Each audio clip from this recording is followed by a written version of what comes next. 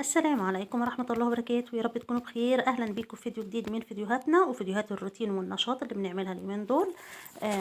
أنا راجعة من عمرة كده، عندي نشاط وحابة إن أنا أصور معاكم فيديوهات بقى عن الروتين كده وعن الأشغال بتاعتنا اليومية، نشجع بعض. بالمناسبة قبل ما أبدأ الفيديو، المنتج ده مصري يا جماعة، حبيت إن أنا أصوره لكم للاستفادة لو حابين إن انتوا تجربوه. هو زي الهوهوز، طبعا الهوهوز دخل مقاطعة دلوقتي.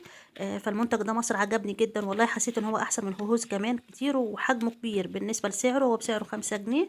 فانتوا حابين تجربوه، هو اسمه تورتة جميل خالص. احنا لازم نشجع منتجاتنا بقى ونشغل عشان مصانعنا تشتغل كده وربنا يكرم إن شاء الله.